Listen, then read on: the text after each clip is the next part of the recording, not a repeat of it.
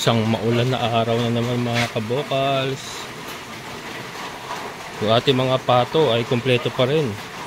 Ayan, yung ating mga Muscovy duck na pinawalan, ayun, oh. Kumpleto pa rin mga kabokals. So ngayon po, since sobrang ulan mga kabokals, ulan tigil. Ayan, dito muna tayo kay Dagul. Kasi at least may bubong tayo rito. Tutuloy ko na sa wakas. Re-repair na natin yung kulungan ni Dagul. So ayun, tinali na natin si Dagul na malapit muna dun sa yan, nakadikit na yan para hindi siya makapanuwag. And then ito, ayusin na natin itong mga giniba niya. And then sunod niyan ay gagawa na tayo ng pakainan niya.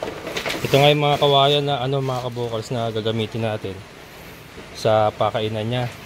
Pero ito ay yung ating mga kambing ayo. Katatapos ng kumain, ayan, nagsakati na tayo, mga busog na po yan. Nakita nyo naman, dry na dry yung ating mga kambing. Kahit wala pong tigil ang ulan, ay dry na dry. Ayan. So ito, para maano na natin, may saayos talaga natin lahat ng mga kambing natin. Si Dagul na lang kasi yung wala sa ayos eh. Yan, siya mismo kasi wala sa ayos eh. Nanunuwag eh. Ayan, ito yung yung kulungan ni Dagul na pinagwawasak niya ay finally mare-repair na rin natin. So yun ang ating gagawin ngayon. I-clear ko muna. Yan, i-clear ko muna yung mga sagasagabal. Inisip ko muna para mamaya tapal na lang ang tapal. Tapalan ko muna bago ko lagyan ng pakainan kasi baka mahirapan na ako pagka may may pakainan na. Pinagwawasak ng kulungan ko yung mga kabukas. Mali din kasi yung pagkakagawa nila, Alfred. Ang instruction kasi dati, lakihan nila yung ilagay na kawayan. Kaya lang ang inilagay nila, yan o, ito. Kung mga ganito, nilagay nila, gaganito. Sabi ko nga, anak ko, hindi magtatagal kay Dagul yan. So yun nga, yun ang nangyari.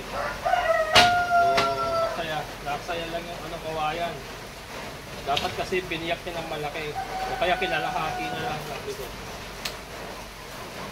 Wala tayong magagawa na dyan yan. So, re-repair na lang natin kasi ito, ang ilalagay ko yung malalaki na talaga.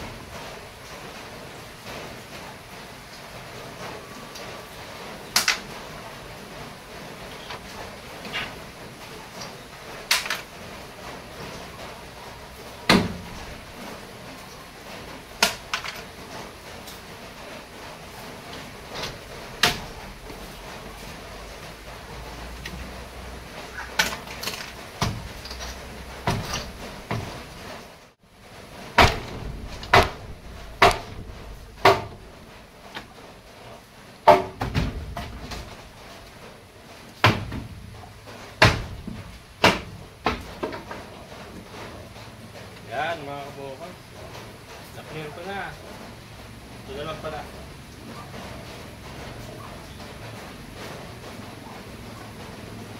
Tapos tatapal na tayo. Bibiyak ko pala ng kawayan.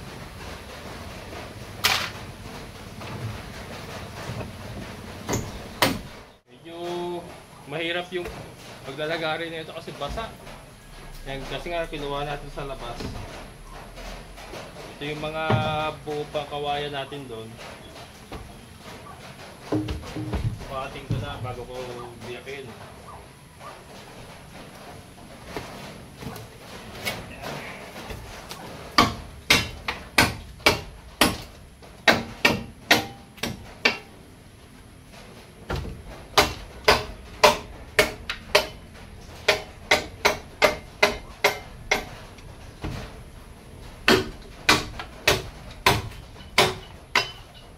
Naintindihan ko na ngayon kung bakit hindi nila sinunod yung gusto kong mangyari na kalakalahati lang yung biyak. Mahirap magbiyak. Kaya yung isang kawayan, sinusulit, ginagawang apat para ka naman tapos agad. Ang biro. Yan. Kaya lang kasi kailangan matibay. Hindi ubra kayo dagol yung ano.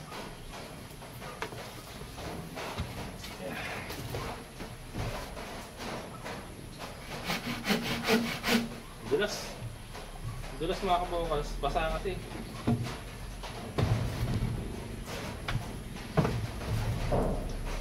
Yan po.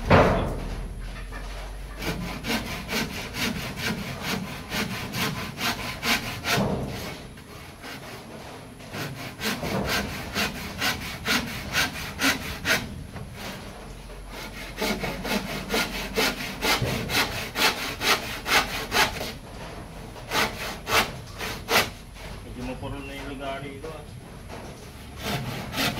Nakalawak na eh.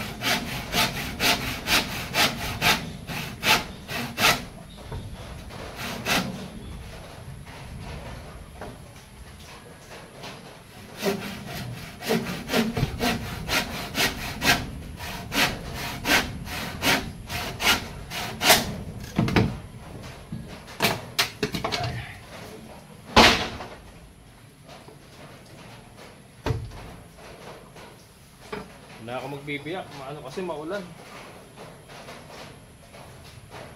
Ito. Andito tayo. Sikip dun.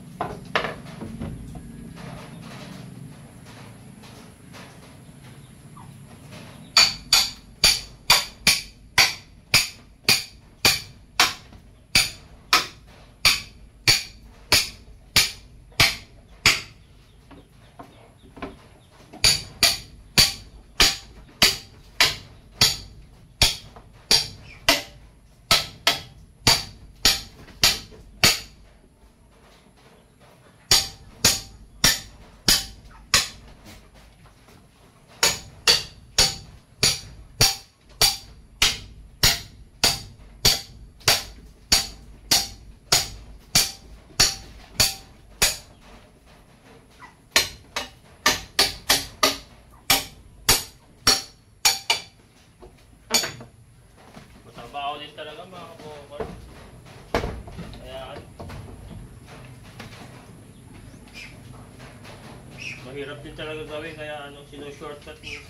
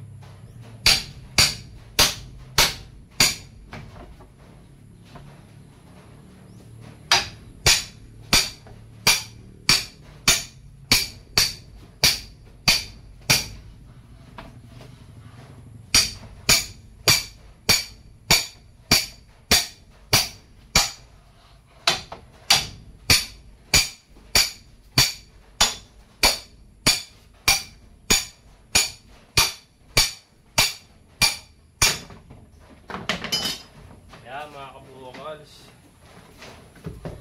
ganito dapat itong sinasabi ko sa kanila nun para at least makakalaban sa lakas ni Dagul. Teka, matalas to kailangan to pinakayas yung gilid, baka makasugatan si Dagul. Kawawa naman. Para mawala yung talas. Yan.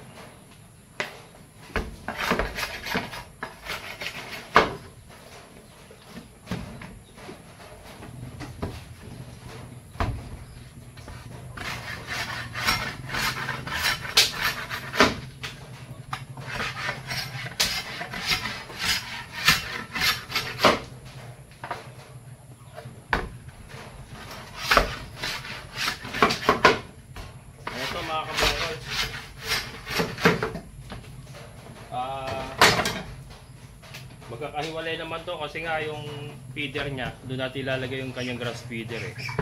Magiging ganyan yan. Yung makalulusot yung ulo niya. Yan.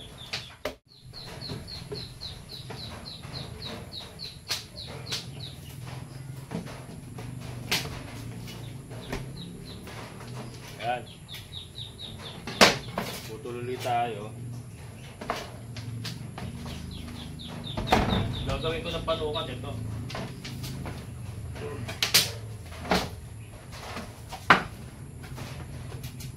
Yan.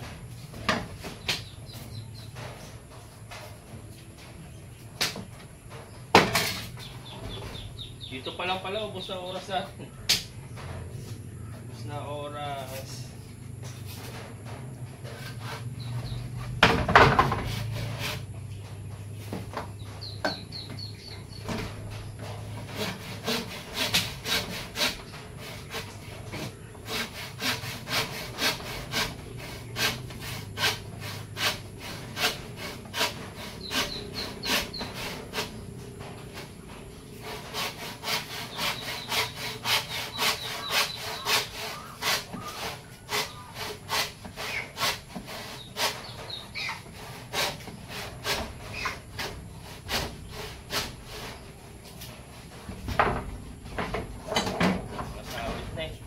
Purol na eh.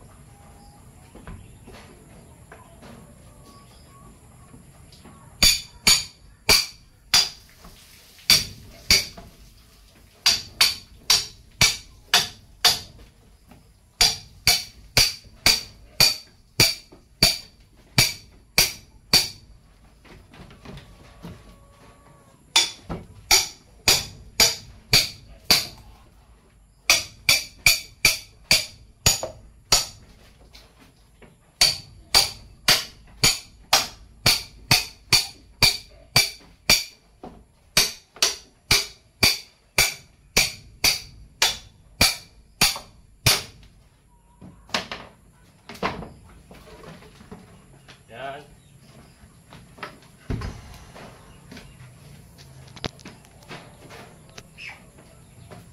Tagal din gawin mga kabukas, kaya hindi basta-basta talaga yung ano, pagre-repair din. Hindi yan kung may nakaready ng kawayan, kaya lang ay Magbibiyak na tayo. Pero kung tapal lang ng tapal, saglitan lang yan.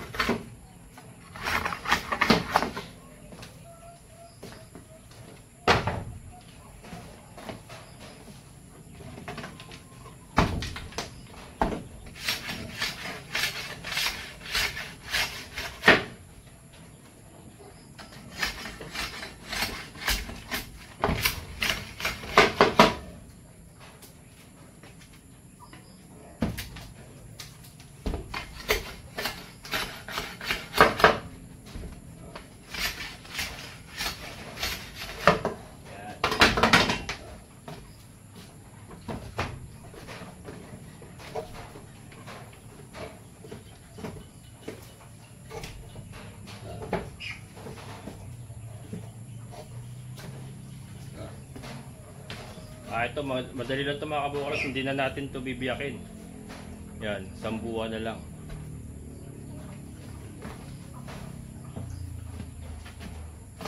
Tanggalin natin pako.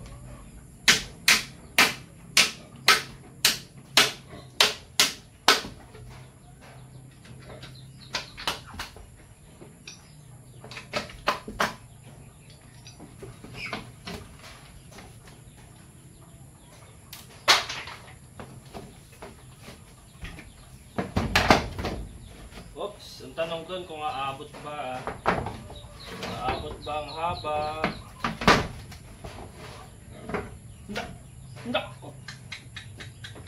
Ndak.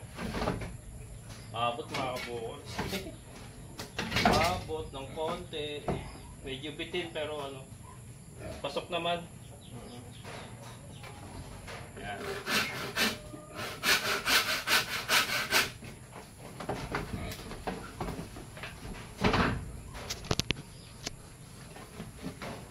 Yan o.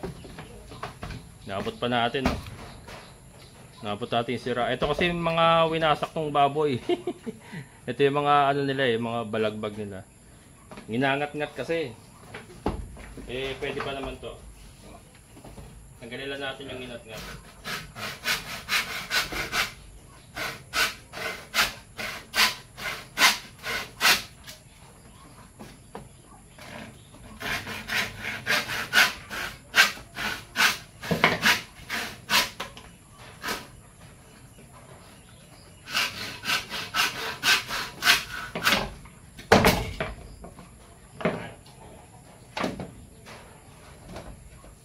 Yun, marami-rami na.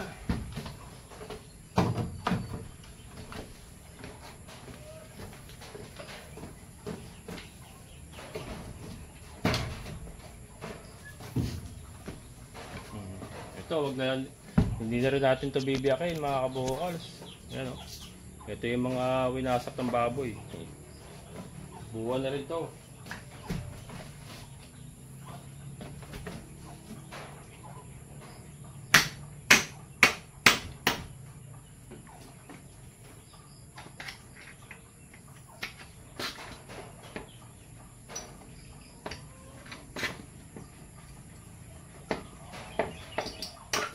Pwede pa to ah.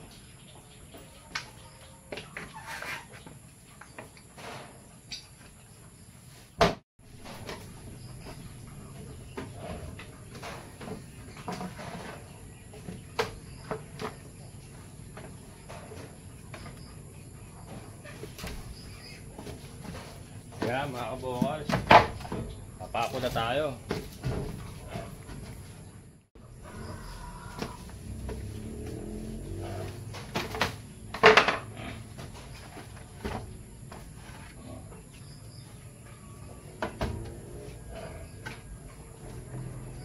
Sugaran. Ito. Tapos yan. Ayan. Sorry. Nunuwag ka kasi. Ayan mga kabukas.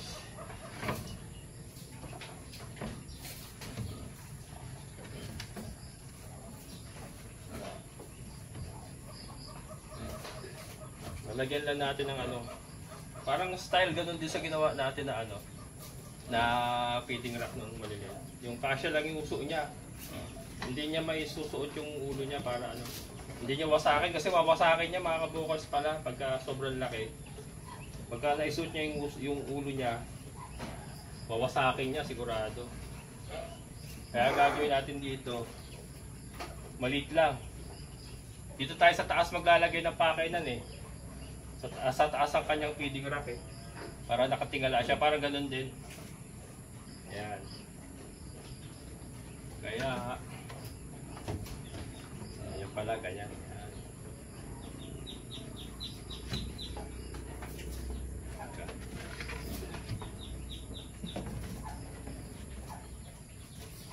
Ay, lumapat na.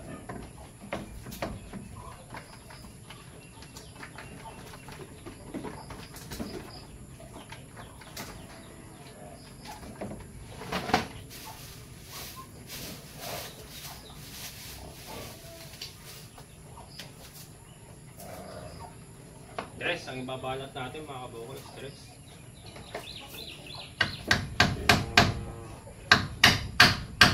Hindi kaya bumiyak.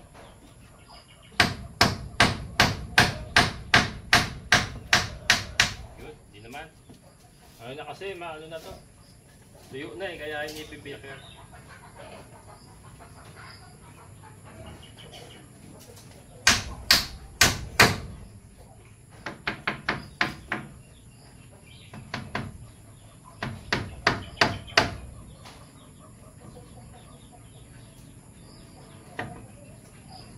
Malaking uso mo, diba? Malaking uso na ito eh. Kaya kailangan ano eh. I-ano ko sa ano ng uso niya eh. Pa-pattern natin. Yan. Itong taas ang importante.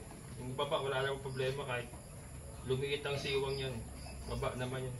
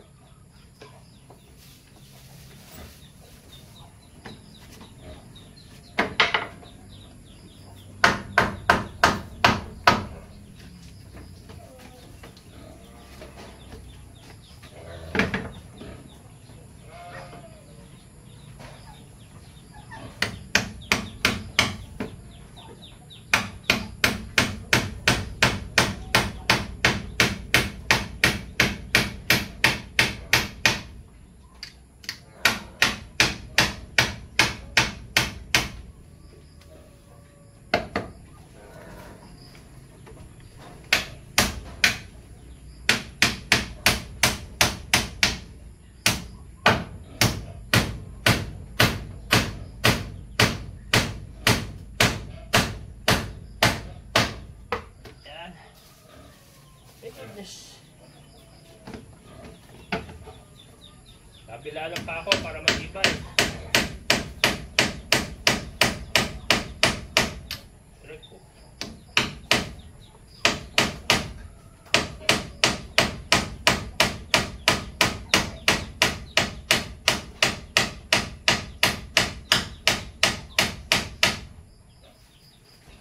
Ayaw.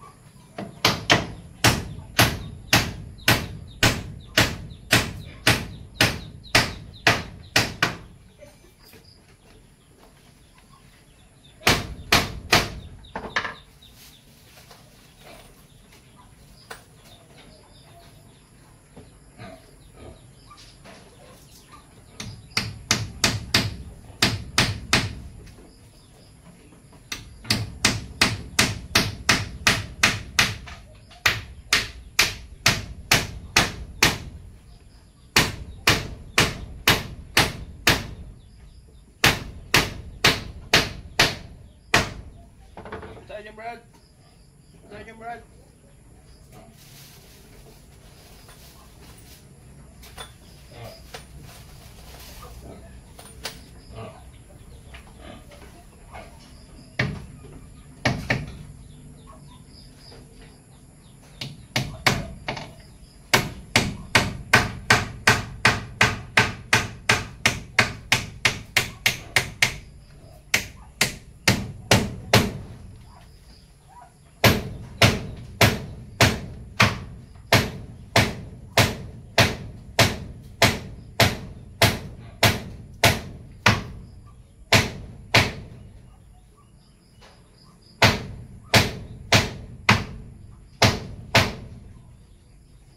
Ibay na yan, brother ha.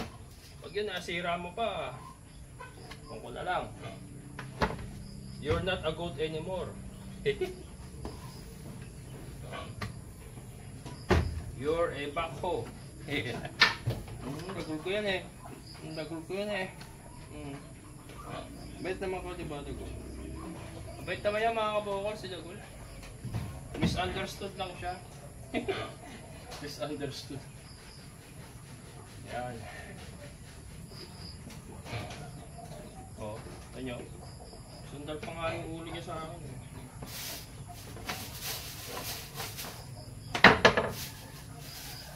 Kaya mukhang dumidilim na mga kabukol. The night is closing in. Kulang talaga ang isang araw sa akin. Sobrang dami ginagawa mga kabukol. Kulang ang isang araw.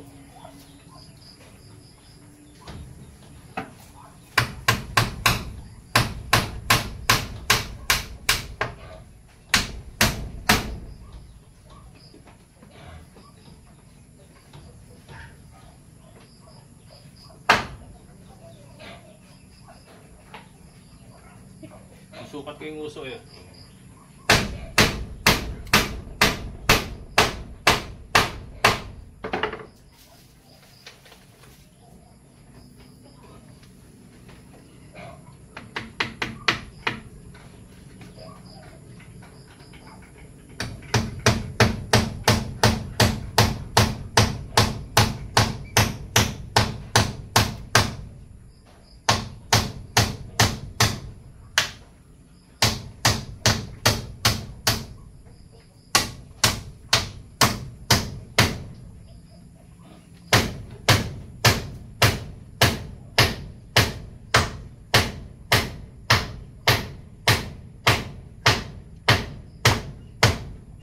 Tigas ng kukulamber? Tigas. Oh my goodness.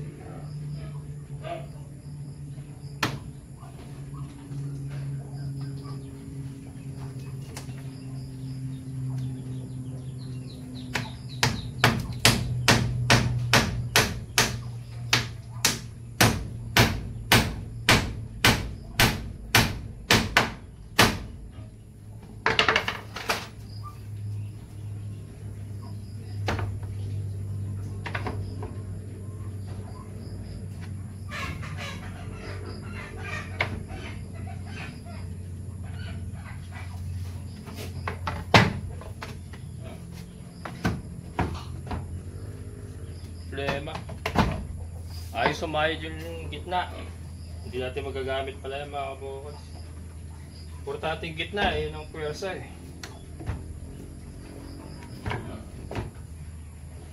Wala.